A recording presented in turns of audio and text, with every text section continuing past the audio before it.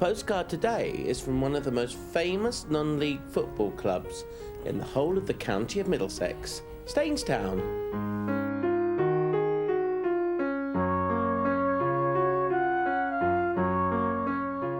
But first, let's drop into the local Spelthall Museum to find out how old Staines the town is. Well, you're sheltering under some old knickers there, Barry, and Staines Central Station. Did they used to do that outside Staines Central Station? I hope not. I don't think there's any particular link there, no. The old sign came from the what is now the town's main station. There were 3 stations in Staines at one time, a little one in the High Street, and Great Western Railway had a station, and the Southern Railway had a station, and this is a sign that was found virtually thrown away in some bushes. Was it a case of Dr. Beeching? I think it was something to do with him, yes, although the station is still there, the main station to Waterloo, but I think it was when they had a bit of a revamp in the 60s, yes. Very yes. domestic, those Staines, because it's one of the things I do know about the town is lino. Now, we've got here, where was the lino? And lots of lino-y type things in here. Staines Lino, the biggest employer in Staines earlier in the century, occupied a site, huge site in Staines right up until the early 1970s when they transferred the operation to Scotland. It wasn't actually invented in Staines. Frederick Walton, who invented the process of making linoleum, was a Yorkshireman, but came to Staines because he wanted to find somewhere that had a mill with rollers, and there was an old calico mill which occupied a site near the Raisbury River, and he set up his business there, and it flourished into a huge empire. And was that the actual spread of the factory? That's about there? a third, I believe, of the site. That was a model specially made for the linoleum for an exhibition, and it shows just about one small section of the whole site. It's incredible, really, isn't it? I mean, when you think that, you know, this one town produced most of the lino in the country. It did. It even produced the lino for the White Star shipping line, so the Titanic more than likely had Staines linoleum on board. It might still be down there. It could Bring well be. it up. It We could want well some be. for Spelthall Museum here.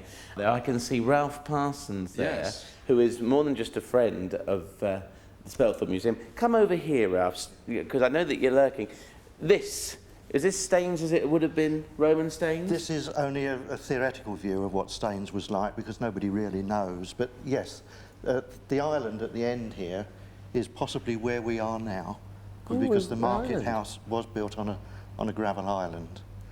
And as for the buildings, as I say, they are just conjecture. This is possibly Sweep's Ditch, which runs around the back of the north side of the High Street. And that also became the boundary between Laleham and Staines parishes, didn't it? Further downstream, it did, yes. It was quite a big place then, really, wasn't it? If this is true, it was a big place, yes. And if it's not? It was a small place. Small place. Well, there's all of this here at the museum, and one of the things, Barry, of course, and Ralph, that I'm very proud to see up here is the Middlesex flag. So I think that's a very, very nice way to say we're in Staines, Middlesex. Good stuff.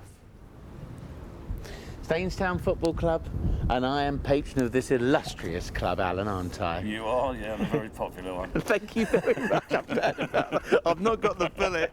This is horrible out here. This guy's sitting in the stand. Okay. Living Middlesex weather. It's not always like this.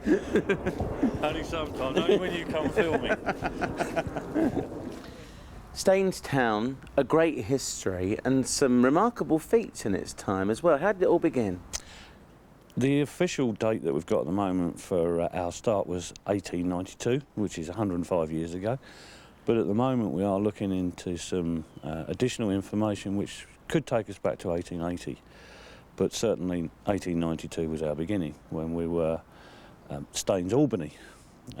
We changed from Staines Albany around about the First World War to Staines Lagonda, a famous car company. Yeah, yeah. And we were playing then at Staines Linoleum, which is a very big institute in Staines in the early part of this century.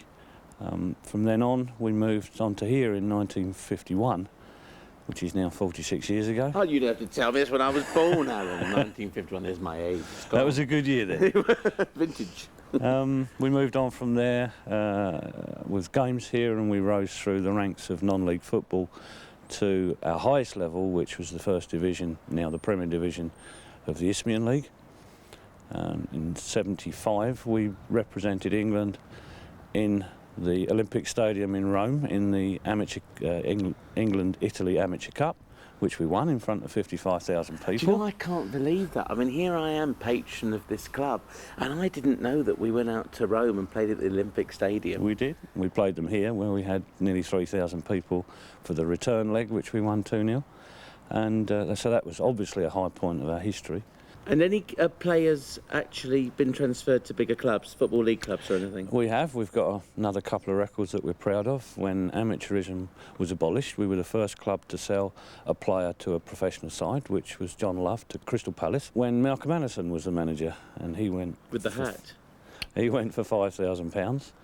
And then we were the first club to sell a non-league player to a professional side for £10,000. Who was that to? That was to Charlton Athletic, and that was Right. Peter Shaw.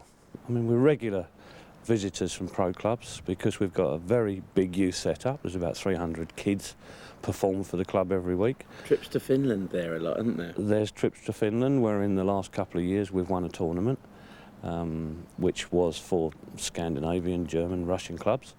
We you were go the to only Spain? English club. Yeah. Spain, we have a very close relationship with Mijas in the mountains in Costa del Sol. And they come to us one year, we go to them, and it's a fabulous setup because we're friends with the villagers and they're friends with us. And a lot of their people come over to stay with our people, and we go over there. We've got a close relationship also with Crewe in Northern Ireland, where we're hoping to try and bridge the gap. We're trying to raise money between the clubs, and we're trying to bridge the gap between the problems of the people in football. And football is a good gap bridger.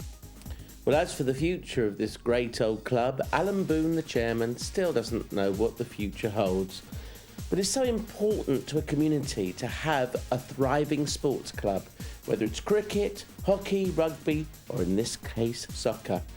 It's won so many Middlesex trophies, a great county and town club,